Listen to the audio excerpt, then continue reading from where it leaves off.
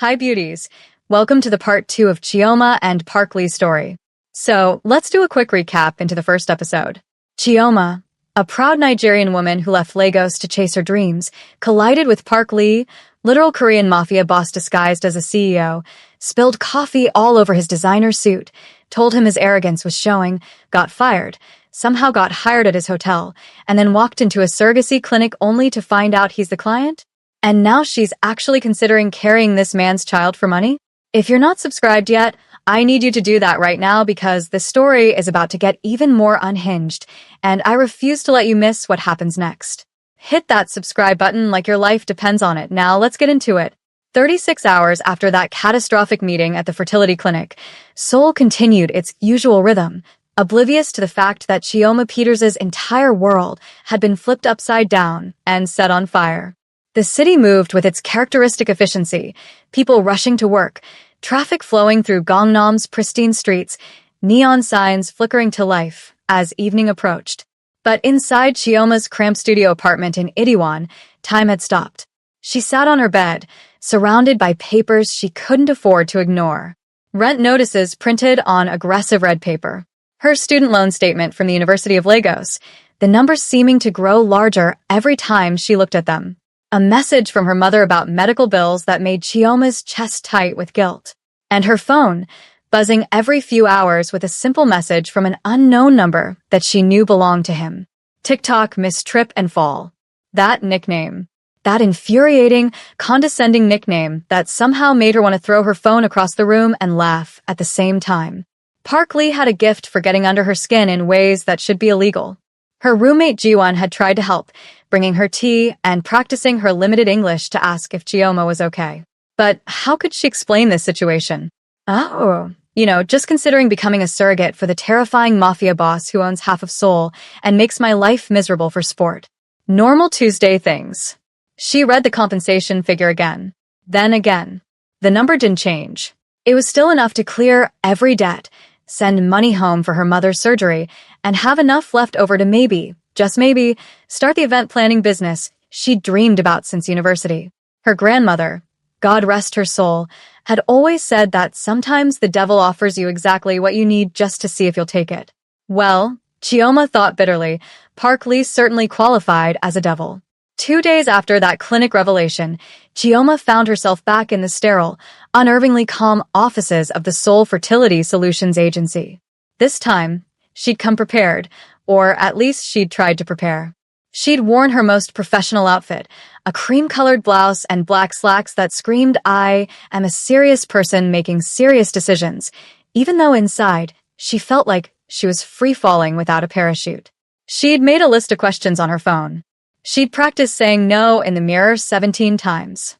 She'd called her best friend back in Lagos who told her she was insane and then immediately asked how much money they were offering. And yet, walking into that consultation room, seeing Park Lee already there, lounging in his chair like he owned not just the room but the entire concept of oxygen, all her preparation evaporated like morning mist. He looked infuriatingly composed. Black suit today, perfectly tailored as always, his hair styled with that careless precision that probably took 30 minutes and cost more than her monthly rent. He was scrolling through his phone with one hand, the other holding a cup of what was probably obscenely expensive coffee. He didn't look up when she entered, didn't acknowledge her presence at all. Just let her stand there, feeling awkward and angry in equal measure, until she finally cleared her throat. Then he looked up, and that smile, that dangerous, knowing smile spread across his face. Miss Trip and Fall. I was beginning to think you'd run back to Nigeria. Chioma sat down across from him with more force than necessary, her chair scraping loudly against the floor. I don't run from anything. Unlike some people who hide behind lawyers and money. Is that what you think I'm doing? He set his phone down, giving her his full attention now, and somehow that was worse than being ignored. Hiding? Aren't you? This whole thing, flying to Singapore because it's not legal here, secret clinics, NDAs thick enough to stop bullets. Sounds like hiding to me. Sounds like protection, he corrected, his voice dropping to that tone he used when he was done playing games. Protection for both of us. You think I want my business rivals knowing I'm having a child? You think I want every gold digger in Seoul thinking they have a chance? This isn't about shame, Miss Peters. It's about strategy. She hated that he'd used her actual name, hated how it sounded in his voice, almost respectful. She preferred the nickname. At least then she knew where she stood. And where do I fit in your strategy? The incubator, who happens to have opinions? Before he could answer, the door opened and a medical assistant gestured for them to follow. They were led deeper into the building, away from the pleasant waiting areas with their soft music and calming artwork, into a private consultation suite that felt more like a corporate boardroom than a medical facility. The door sealed with a quiet click that sounded far too final. Automatic blinds hummed down, blocking out the Seoul skyline and the rest of the world with it. A doctor entered moments later, a middle-aged Korean woman with intelligent eyes and the sort of calm, measured demeanor that suggested she'd facilitated arrangements far more complicated than this one. She carried a tablet and wore a smile that was probably meant to be reassuring but just made Chioma's anxiety spike higher. She sat down across from them, placed her tablet on the glass desk between them, and folded her hands with practiced professionalism. So, to clarify the timeline and logistics, she began, her English crisp and clear. Initial consultations and all medical screenings will be completed here in Seoul. However, the actual embryo transfer procedure will take place at our partner facility in Singapore. The initial preparation, hormone treatments, and the insemination itself will all be completed offshore. Singapore, Chioma repeated slowly, the word feeling strange in her mouth. Why Singapore specifically?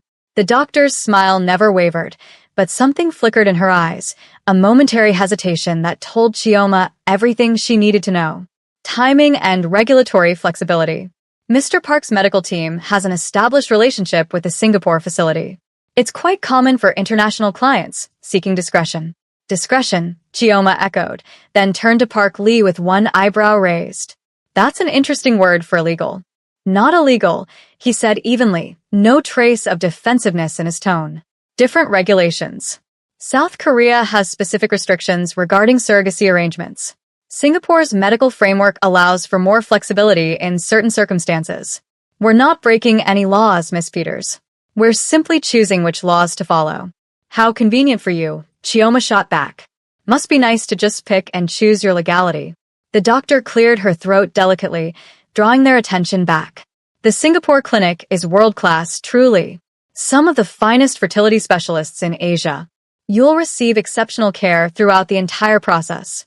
Park Lee leaned forward slightly, his eyes never leaving Chioma's face.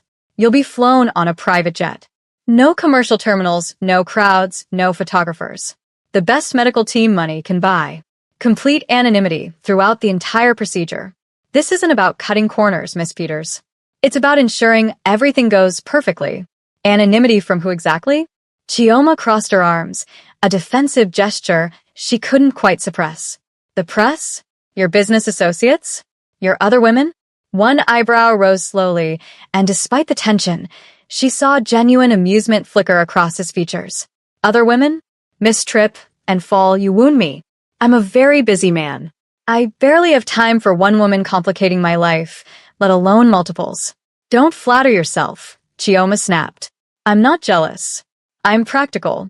If this arrangement becomes public knowledge, if your enemies or business rivals or whoever decides to use this against you, I'm the one whose face ends up on the news.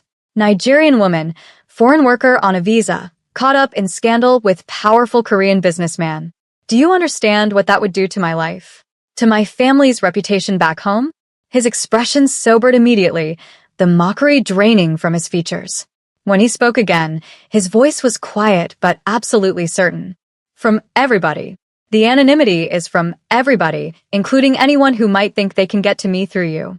I have enemies, Miss Peters. Real ones. People who would very much enjoy hurting me, and the easiest way to hurt someone like me is through the people connected to them. This arrangement stays secret because it keeps you safe as much as it protects me. Do you understand? The weight of his words settled over Chioma like a heavy blanket. She'd known, abstractly, that Park Lee was dangerous, that his business empire straddled the line between legitimate and criminal, that he had connections to organizations that polite society pretended didn't exist. But hearing him acknowledge it so plainly, seeing the cold calculation in his eyes as he discussed enemies and protection strategies, made it viscerally real in a way that terrified her. I can say no, she said quietly, more to remind herself than to inform him. I can still walk away from this. You can, he agreed without hesitation. But you won't. The certainty in his voice should have made her angry, but instead it just made her tired.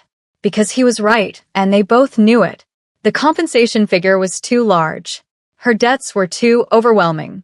Her mother needed surgery. Her dreams needed funding. Pride was expensive, and Chioma couldn't afford it right now. The doctor, sensing that the moment of decision was approaching, cleared her throat again and tapped her tablet screen. Perhaps we should discuss the medical timeline and requirements?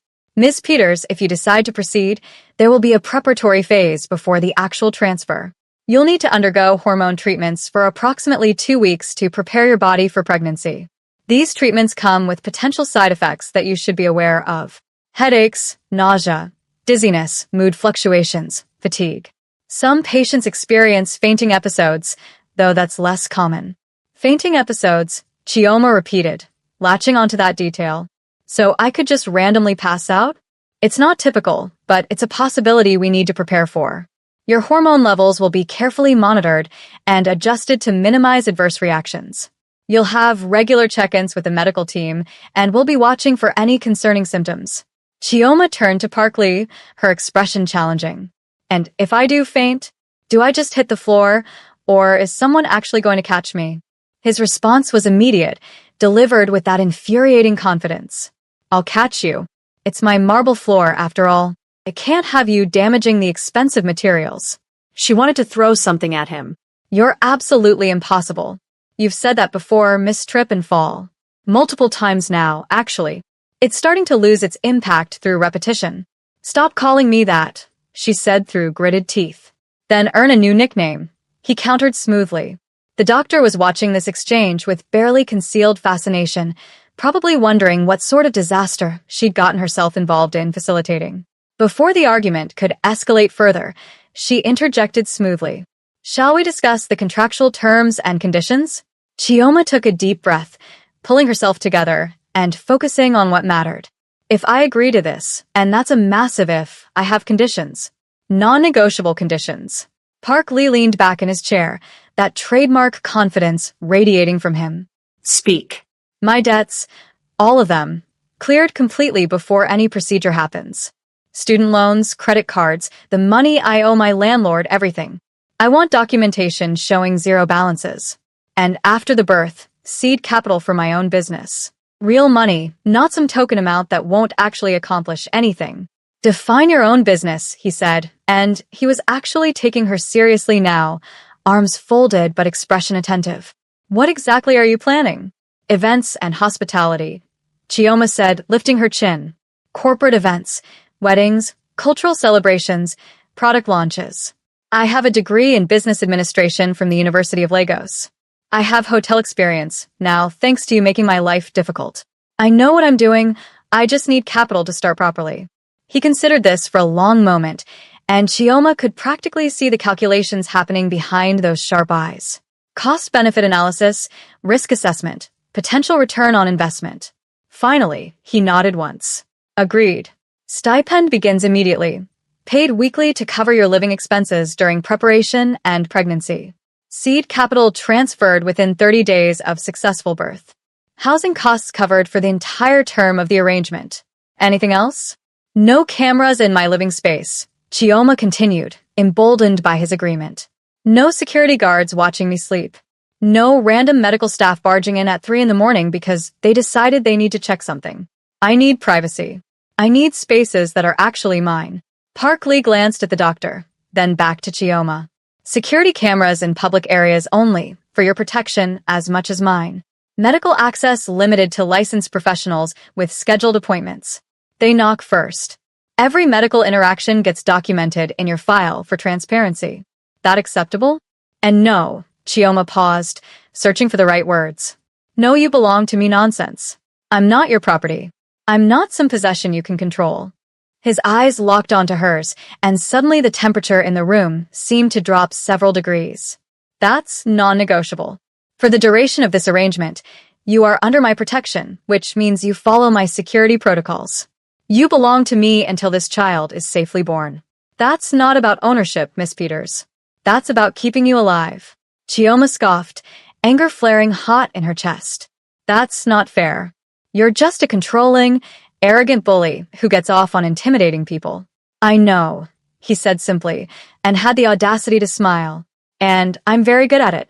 Add it to your list of complaints if it makes you feel better, but that clause stays in the contract. No dating restrictions, Chioma shot back, moving on since she wasn't going to win that battle.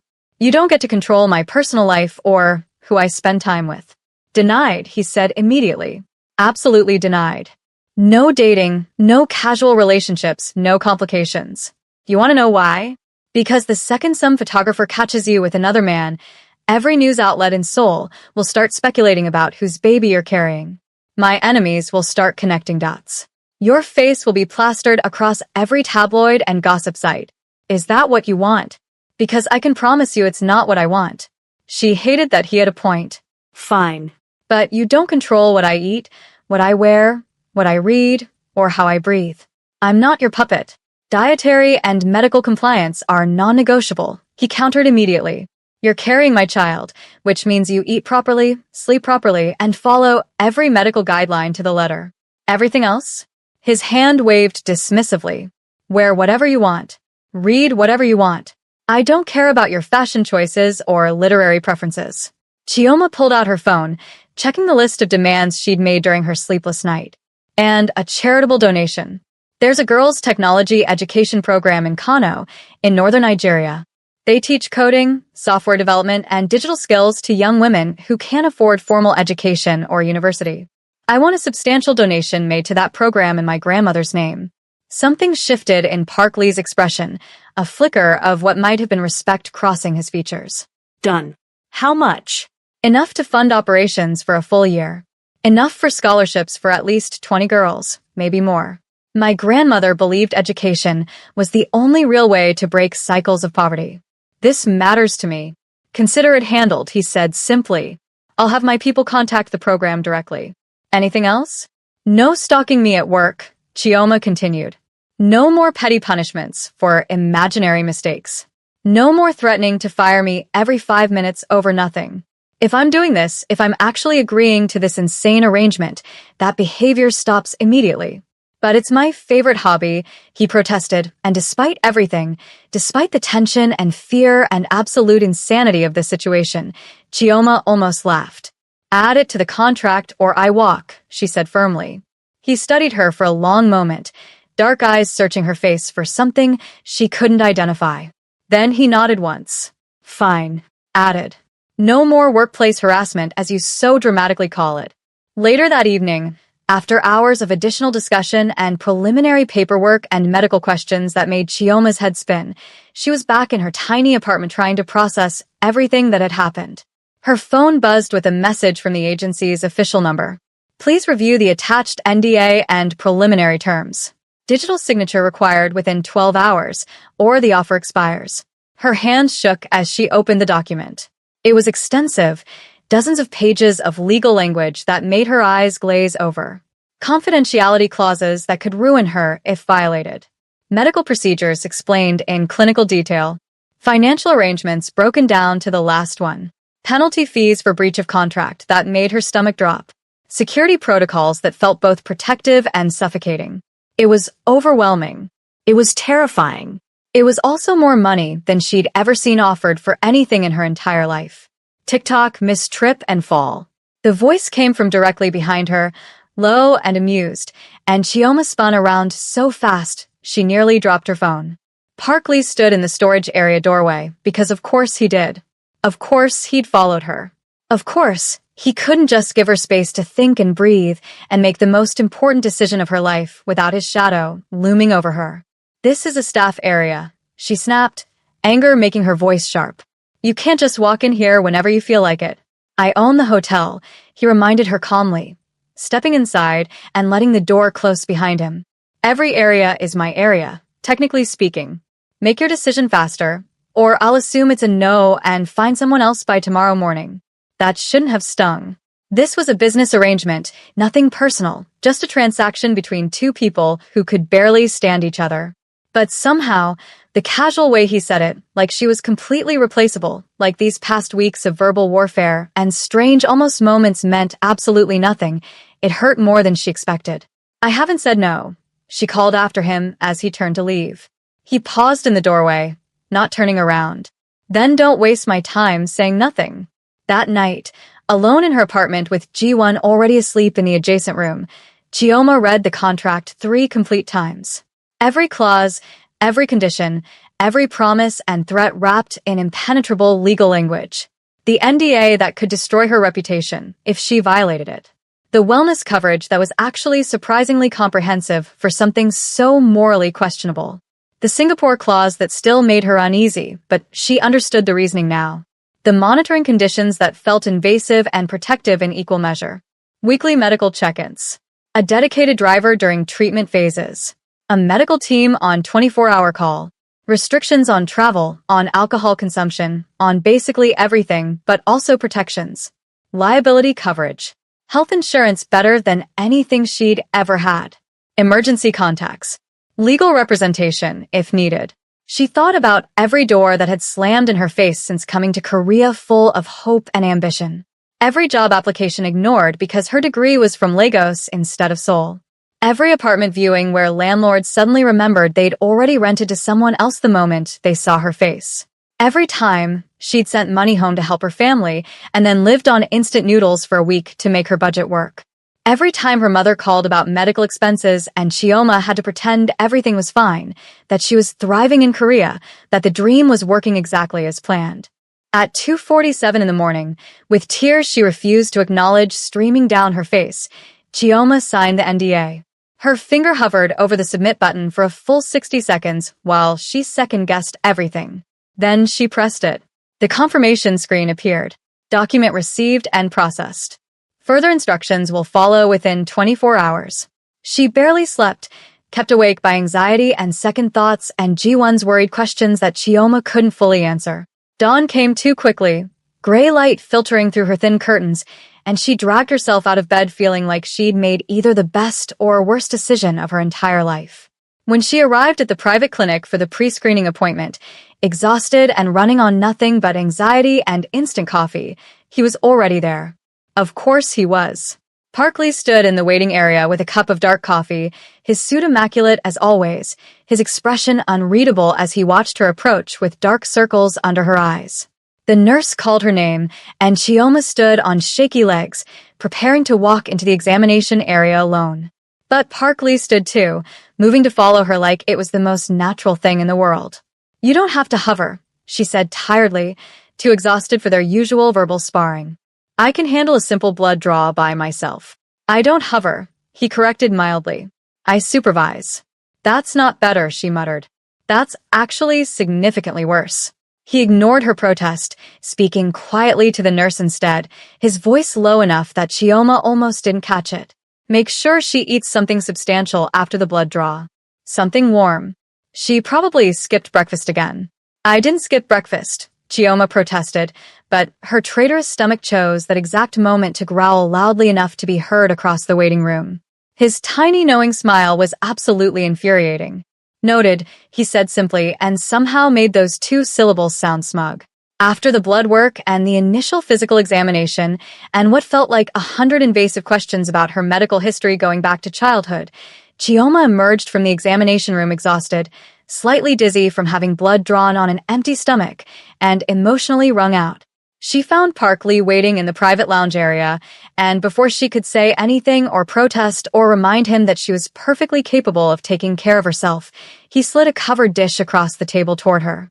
Rice porridge with ginger, still steaming gently.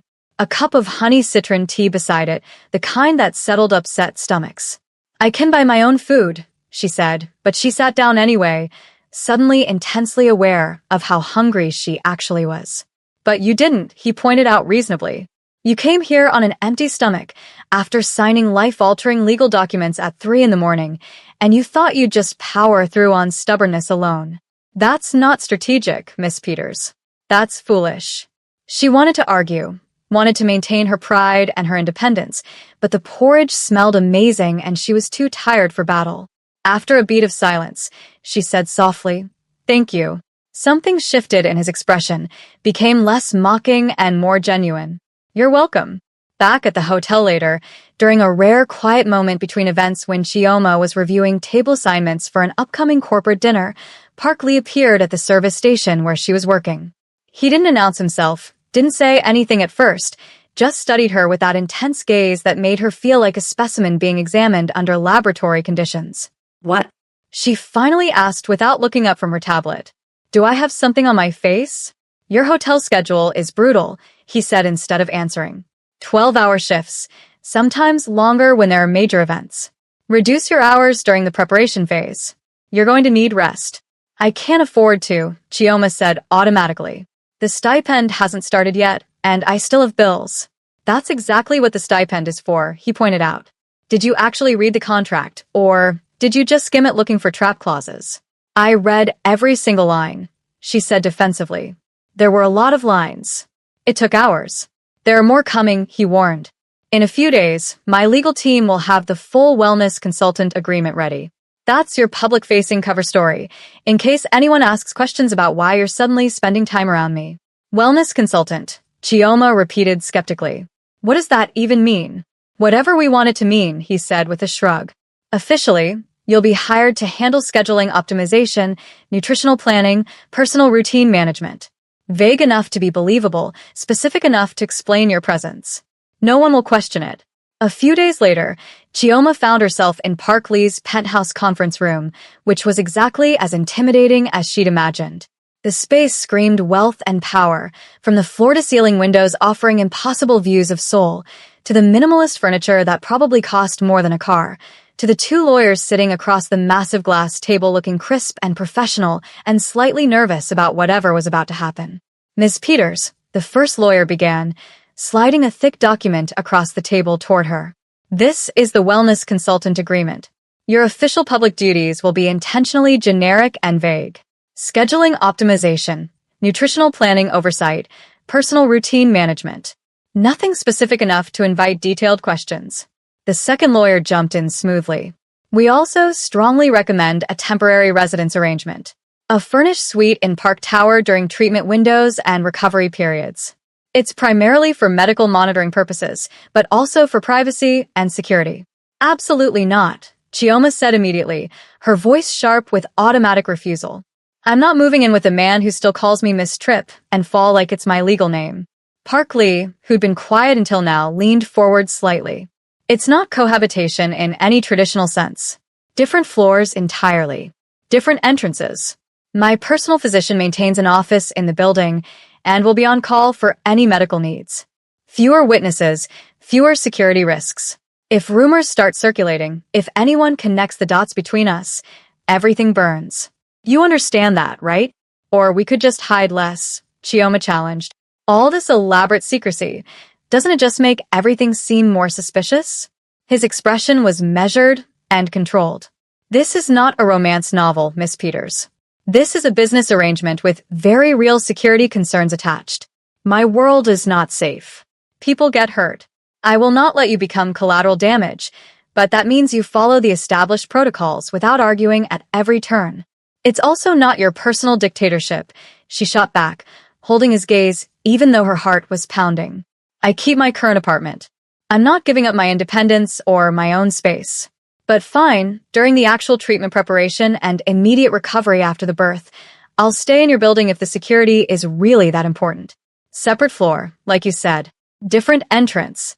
But you stop threatening to fire me from the hotel every other day. That stops right now." One of his lawyers made it sound like he'd swallowed something the wrong way. Park Lee's lips twitched with barely suppressed amusement. "You really do enjoy removing all my favorite hobbies. Add it to the contract," Chioma insisted, not backing down. He looked at his lawyers, both of whom were watching this exchange like spectators at a tennis match. "Add it. And include comprehensive travel provisions. Private terminal access for all flights, no commercial airports where she could be photographed. My security team handles all logistics personally. She doesn't speak to press under any circumstances, doesn't post on social media about anything that could be connected to this arrangement, doesn't do anything that might expose our agreement to public scrutiny." Then he looked back at her, And for the first time since this entire surreal situation began, he used her actual name. Not Miss Trip and Fall. Not Miss Peters. Just her name, spoken quietly and with something that almost sounded like genuine concern. Chioma, if you do this with me, I'll keep you safe. That's a promise. From everyone? She asked, even quieter. Or just from you? He didn't answer immediately. Maybe the silence was an answer in itself. That evening, another message arrived from the agency. Singapore clinic confirmed and scheduled. Both parties approved for procedure. Pending final medical clearance, departure scheduled for 72 hours from now. Please confirm acceptance to proceed. 72 hours. 3 days to change absolutely everything about her life. 3 days before she got on a private plane and crossed a line she could never uncross. 3 days to second-guess and panic and talk herself out of this completely insane decision. Chioma stared at her phone for a long time, thinking about her mother back in Lagos, her grandmother's memory and legacy, the dream she'd had when she first came to Korea full of hope and determination to make something of herself. She typed one word. Yes. 3 dots appeared almost immediately. Then his response came through. Driver picks you up at 7 a.m. sharp. Pack light. Essentials only. Passport, obviously. Be ready on time. She typed back, fingers moving across the screen with more confidence than she felt. I'm always on time. His response was immediate and predictable. We'll see about that. 2 days later, well past midnight when Seoul had finally gone quiet, a sleek black car pulled up outside Chioma's apartment building. She'd barely slept, kept awake by a chaotic mix of nerves and second thoughts and Ji-won's increasingly worried questions that Chioma still couldn't fully answer, without violating her NDA. The driver, a quiet man in an expensive suit who was definitely more bodyguard than chauffeur based on his build and the way his eyes constantly scanned their surroundings, took her single small suitcase without comment and opened the rear door with practiced efficiency. The drive to the private terminal was surreal, passing through empty Seoul streets at an hour when the city finally paused to breathe. They went past neighborhoods she'd come to know during her months here, past the hotel where she worked, past the corporate building where she'd first collided with Park Lee and set this entire chain of events in motion. They bypassed the main Incheon International Airport entirely, turning instead into a private access road that led to a sleek building she'd never even noticed before despite passing the airport dozens of times. This was how the truly wealthy traveled, she realized. Separate terminals, separate security protocols, separate everything that kept them isolated from ordinary people and ordinary problems. The private jet waited under spilled moonlight, all elegant curves and expensive materials, exactly the kind of aircraft she'd only seen in movies about lifestyles she couldn't imagine living. Chioma's stomach twisted with nerves as she climbed the stairs, each step feeling like crossing into a different world entirely. Inside, the cabin was everything she'd expected, and somehow still more. Cream leather seats that probably cost more than her yearly salary. Polished wood accents. Soft lighting that was gentle and flattering. A flight attendant materialized to offer her water, fresh juice, champagne if she wanted it. A silver tray held fresh fruit arranged like artwork too beautiful to disturb. Chioma didn't touch any of it. Her stomach was too twisted with anxiety. She made her way to the seat farthest from where Park Lee was already settled. Working on his laptop like this was just another ordinary business trip, like they weren't about to fly to another country for one of the most insane arrangements she'd ever heard of or agreed to. He didn't look up as the plane began taxiing down the runway. Didn't acknowledge her presence as they accelerated and lifted smoothly into the night sky, Seoul's lights spreading below them like scattered diamonds across black velvet. He just kept working, typing occasionally, reviewing documents, making notes in margins, completely absorbed in whatever business couldn't wait even during an international flight to facilitate his future child's conception. Chioma pressed her forehead against the cool window, watching clouds pass beneath them as they climbed higher into darkness. When they finally leveled out, cruising over dark ocean towards Singapore and whatever waited for them there, she spoke to the glass itself, her voice barely audible over the soft hum of engines. I'm not doing this for you. She didn't expect him to respond. His laptop was still open, his attention apparently completely focused on whatever was on his screen. But then his voice came through the quiet cabin, surprisingly gentle. I'm not asking you to. I'm just asking you to do it right. She turned her head just enough to see him in her peripheral vision. He'd finally closed his laptop, was looking out his own window at the darkness beyond and the stars above. In profile, without that perpetual mocking smile, he looked different somehow. Younger maybe. More human. Almost vulnerable, though she'd never say that out loud because he'd probably threaten to fire her again, out of pure spite. What if I can't? She asked the window, voicing the fear that had been growing in her chest. What if I fail at this? What if something goes wrong? You won't fail, he said, and his certainty was absolute and unshakable. You're too stubborn to fail, mistrip and fall. It's one of your more annoying qualities, but it'll serve you well in this. Despite everything, despite the fear and anxiety and complete insanity of this situation, she almost smiled. Says the man who literally made tormenting me his personal hobby. Made it my hobby? He actually sounded offended by the characterization. You walked into my life, literally crashed into me, insulted my very expensive suit, challenged me in front of my entire staff, and refused to back down even when threatened with deportation. You made yourself my hobby, Miss Peters. I'm just responding to the situation you created. She did turn then, meeting his eyes directly across the cabin space between them. Your suit was genuinely ugly. The coffee stains were an improvement to the overall aesthetic. He laughed, real and genuine and unguarded, and for just a moment the constant tension between them eased into something that wasn't quite friendship, but wasn't quite war either. Something undefined and unexpected and far more dangerous than either of them wanted to acknowledge or examine too closely. The plane banked slightly, beginning its gradual descent towards Singapore's glittering coastline. Below them, highways ribboned through darkness, lights marking the boundaries between water and land, between what had been and what was coming. Chioma watched it all, this new country, this new chapter, this utterly insane decision she'd made that couldn't be unmade now. And beside her, separated by expensive leather seats and unspoken agreements and mountains of contracts, Park Lee watched too, both of them flying towards something neither could fully control. So that's where we're leaving them. Chioma and Park Lee, 30,000 feet above the ocean, heading to Singapore for a procedure that's going to change absolutely everything. If you think this situation is complicated now, just wait until next episode when they actually have to spend extended time together outside of their usual warfare. Things are about to get so much more intense, and you're not going to want to miss a single moment. Make sure you're subscribed because I promise you, the next episode is going to blow your mind. Drop a comment right now telling me if you think Chioma made the right choice, or if she's walking into a disaster she can't escape from. And while you're at it, let me know how you'll rate this episode on a scale of 1 to 10, and I'll see you in part 3 where things get even more complicated than you can possibly imagine. To be continued.